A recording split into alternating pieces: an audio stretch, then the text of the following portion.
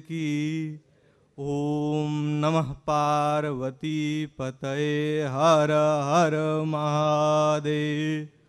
ओम नमः शिवाय। श्री गुरुदेव चरण कमलेभ्यो नमः। श्रीमात्र पितृचरण कमलेभ्यो नमः। माता रामो मत्पिता रामचंद्रः। स्वामी रामो मत्सखा रामचंद्रः।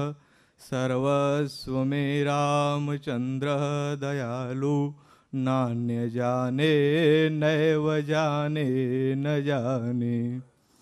वर्णानामर्थ संघानां रसानां छंदसामपि मंगलानां च कर्तारो वंदे वाणी विनायको।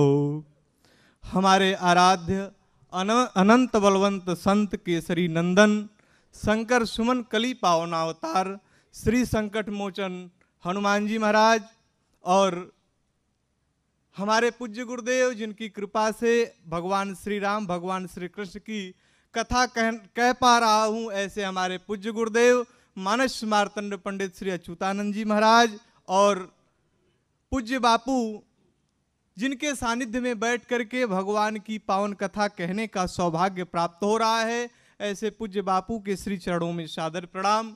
यहाँ पर उपस्थित समस्त विद्वानों के श्री चरणों में मेरा सादर प्रणाम। आइए विचार किया जाए समय के अंतराल में ही।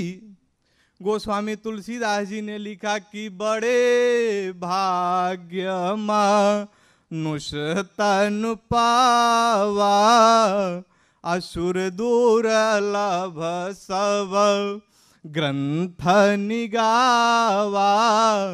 बड़े भाग्य के बाद ये मनुष्य का शरीर प्राप्त होता है बापू। वो भी गोस्वामी जी ने लिखा कि कबहू करी अकरुणा नर देही। कभी कभी परमात्मा की जीव पे अकारण कृपा हो जाती है, तब ये शरीर प्राप्त होता है। और वो भी शरीर प्राप्त हुआ तो कहाँ हुआ? भारत भूमि पर हुआ, जिसके लिए कहा गया है कि सुदुर्लभ भारत जन्म।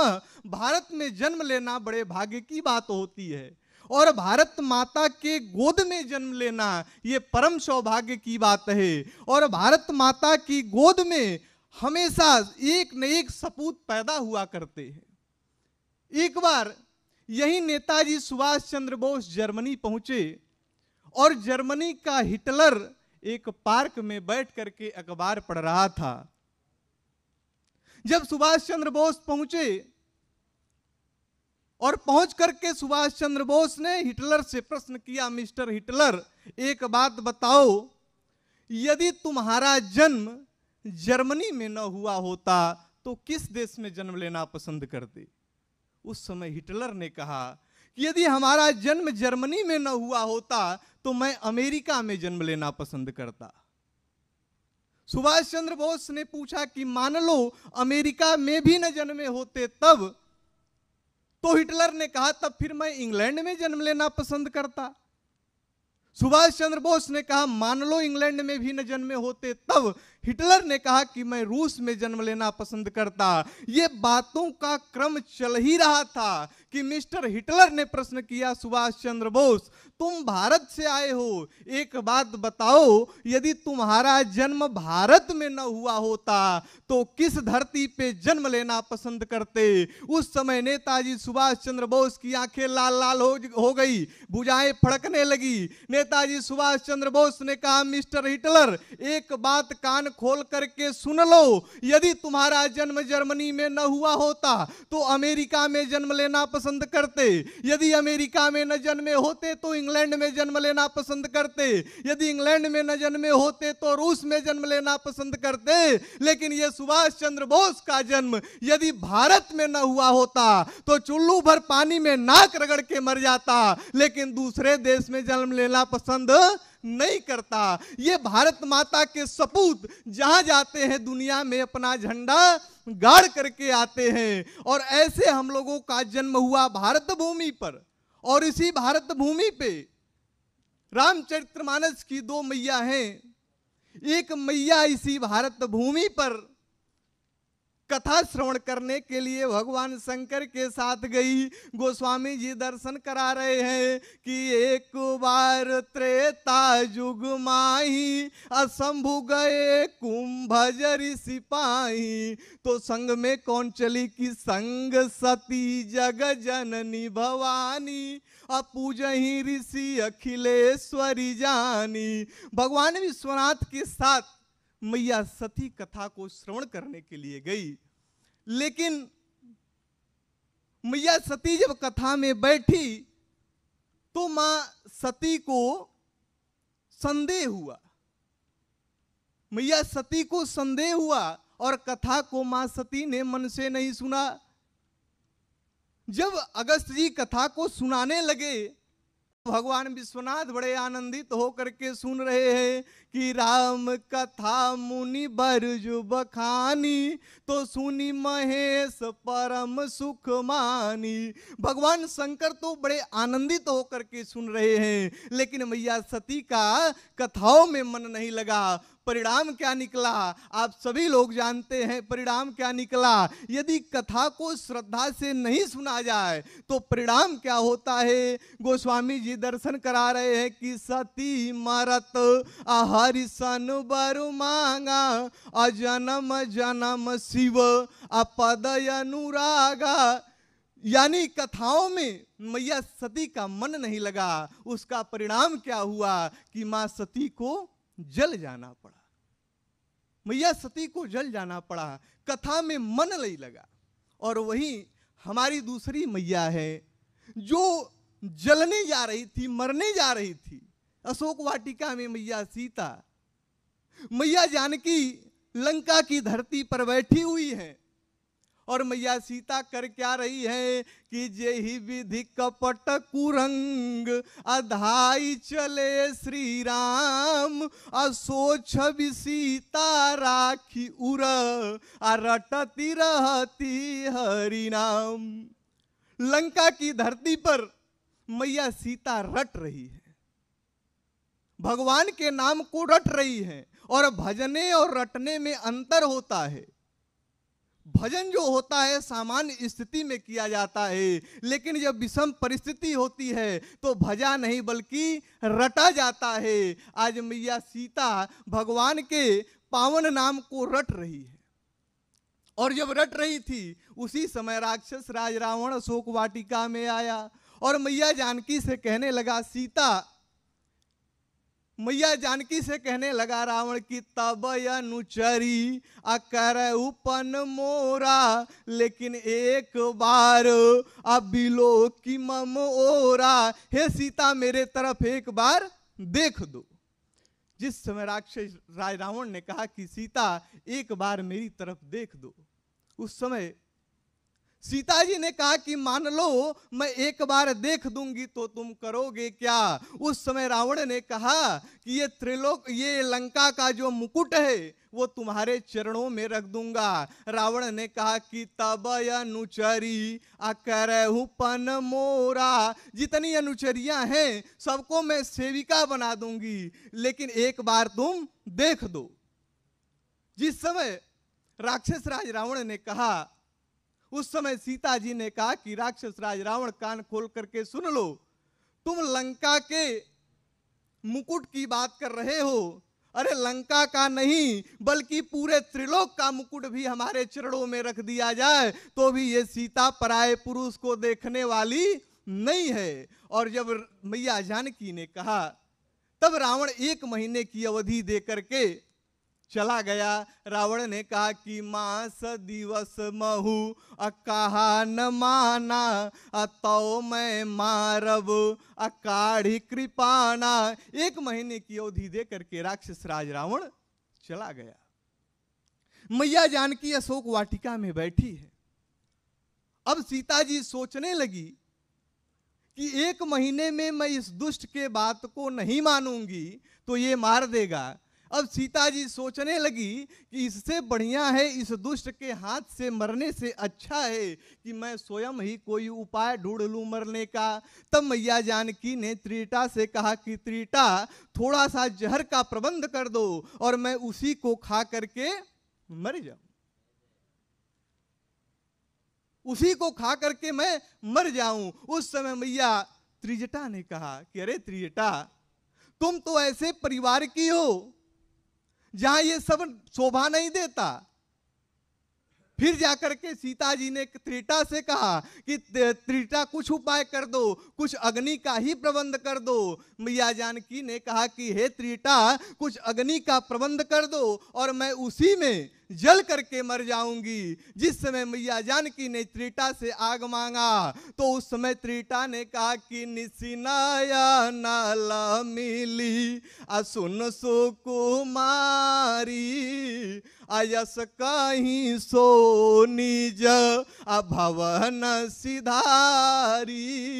त्रिटा ने कहा कि रात्रि हो गई है और रात्रि कालीन वेला में अग्नि नहीं मिलेगी। त्रिटा यह कह करके चली गई और हमारे हनुमान जी महाराज अशोक वृक्ष पर बैठे हुए हैं। हमारे हनुमान जी महाराज अशोक वृक्ष पर बैठे हुए हैं और मैया जानकी जब त्रिटा कह के चली गई तब सीता जी की दृष्टि आकाश में गई और सीता जी ने आकाश में जब देखा तो तारे जगमगा रहे थे। मैया जानकी ने तारों से कहना प्रारंभ कर दिया कि देखियत प्रगट गगन अंगारा तो यवनी नयावत आए कहूं तारा। अरे इतने तारे ही दिखाई दे रहे हैं, कोई पृथ्वी पर क्यों नहीं आ जाता और मैं उसी में जल करके मर जाती। मैया जानकी मरना चाहती हैं और हमारे हनुमान जी महाराज अशोक वृक्ष पर बैठे हुए हैं। अब हनुमान जी सोचने लगे कि हमारी मैया मरने जा रही है और हमारी मैया एक आग के लिए रो रही है, लेकिन कोई आग नहीं दे रहा है। उस समय हमारे हनुमान जी महाराज ने अपने मन मस्तिष्क में संकल्प किया और हनुमान जी ने कहा कि दुनिया में 3 प्रकार की अग्नियां होती हैं और मैं तीनों अग्नियों को इकट्ठा करूंगा। हनुमान जी ने कहा कि अपन जठर आग बड़ बागी सागरक अपन का दवागी आगी आगी में मिलाए देव आए हरो से आगी रहे वो हरो से आगी रहे और आगी बीच अगिया में अगिया लगाए देव।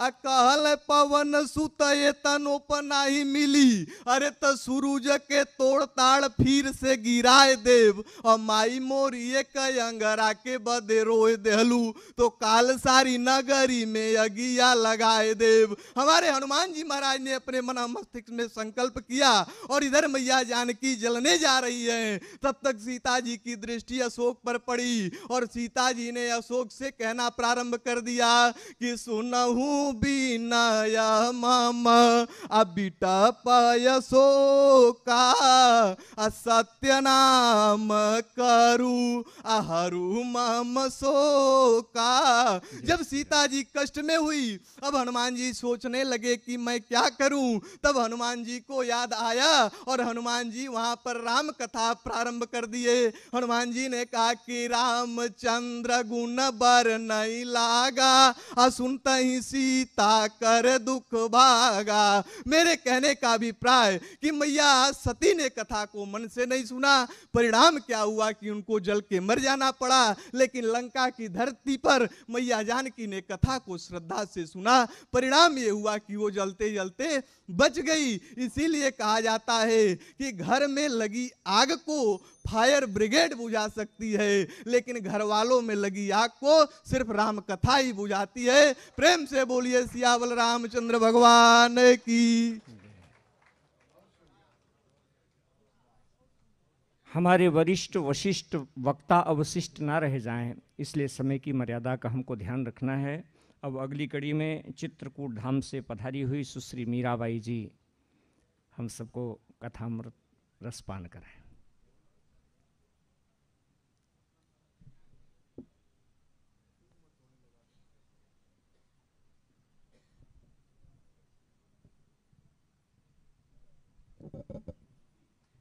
बोले हनुमान जी महाराज की।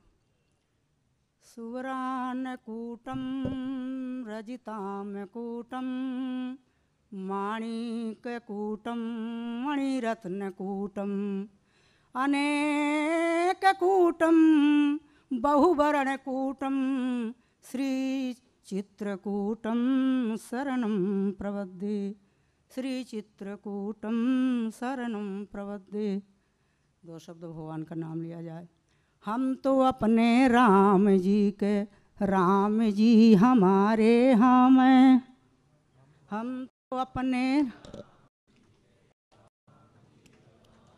हम तो अपने राम जी के, राम जी हमारे हम हैं।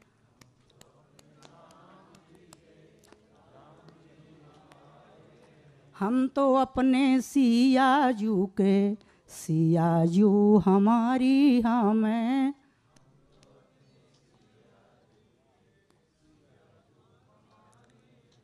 बोले श्री सीताराम जी महाराज की। यहाँ हमारे इस दरबार में जितने संत बैठे हैं सभी संतों का, मीरा का साष्टांग दंडवत। आप कहेंगे कि मीरा जी हैं संत थोड़ी बैठे हैं, ये तो सब गृहस्थ दिखाई पड़ रहे हैं। ये मेरी बात नहीं है, ये गोस्वामी तुलसीदास जी ने कहा कि जनकपुर में सब गृहस्थ थे। इतने ही नहीं, विदेह राजा जनक भी गृहस्थ थे। पर गोस्वामी जी ने लिखा कि पुर नर नारी सुबन सुचि संता। कहें बस तिलक लगा दिए, भेष पहन लिए, संत बन गए? कहा नहीं, धर्मशील ज्ञानी गुणवंता। धर्म है, शील है, ज्ञानी है, और जहाँ धर्मशील ज्ञान होता है वहाँ भक्ति का अपने आप प्रागट्य होता है। और जहाँ भक्ति का प्रागट्य होता है वहाँ ज्ञान और वैराग अपने आप चले जाते हैं। पर ख्याल रखना, जहाँ ज्ञान और वैराग नहीं रहते वहाँ भक्ति का अपहरण हो जाता है। ज्ञान वैराग सीता से दूर भय और सीता का अपहरण हो गया, इसलिए उस भक्ति को बचाने के लिए ज्ञान और वैराग्य का आवश्यकता है। यहाँ सब जनक जी के दरबार में, मुझे तो लगता है कि मैं जनक जी के दरबार में बैठे हैं। एक बार वरुण ने कहा कि मुझे विद्वान चाहिए बंदी से, तो बंदी ने कहा कि विद्वान तो जनक जी के मफले में हाँ मिलेंगे, दरबार में मिलेंगे। तो लगता है कि बापूजी से कोई पूछे कि मुझे विद्वान चाहिए तो बापूजी यही कहेंगे ले जाओ जब तक विद्वान लेना हो। हर मंचों में 2-4 विद्वान होते हैं, सब मेलन व 10, लेकिन यहाँ तो सभी श्रोता ही विद्वान बन के, सभी विद्वान ही श्रोता बन के आए हैं। ये तो बापूजी की कृपा है। मैं बापूजी पढ़ी लिखी नहीं हूँ, 63 साल की मेरी उम्र है। और गोस्वामी जी कवितावली में एक लिखे हैं कि कृष्ण गात ललाट है रोटी निका, जिनके घर नहीं खुरपा खरिया। अब खुरपा खरिया कितने जानते होंगे लोग? ये गोस्वामी जी अपने गांव के भाषा में लिखे खुरपा खरिया। खुरपा थोड़ा बहुत जान भी जाएंगे क्योंकि घास छीलते हैं, पर खरिया लिखा है कवितावली में। एक खरिया एक रस्सी के जाल, रस्सी का एक जाल बनाते हैं, खुरपे से घास छोल करके उसमें बांधते हैं, उसको कहते हैं खरिया। मेरे ज़माने में खरिया थी, पर आज पूछा जाए तो विद्वान के अलावा नहीं बता पाएंगे खरिया क्या है। बस वही दशा है कि वो ज़माने में बेटियों को नहीं पढ़ाते थे, कहते कि मेरी नाक कट जाएगी गाँव में लड़कियों। पर मैं बापूजी के जब अमरकंटक में कथा हुई, बाबा कल्याण दास ने बुलाए, मैं गई। अब बापूजी के शाम की कथा हो रही थी, जब हमारे जलाल भाई जी मना किए कि बापूजी के नाम लेने के अलावा यदि भगवान का आप नाम लेंगे तो बड़ा कृपा होगा। पर रह नहीं जाता है। हाँ कह रहे थे परसों शाम के कि विद्वान है, यदि बापूजी के नाम न ले करके संकोच उनको लगता है। पर मैं वहाँ कथा सुन रही थी शाम के, बापूजी की कथा हो रही थी कि डगमगाई में दिग्गज डोले, और रात के इतना भूकंप पड़ा।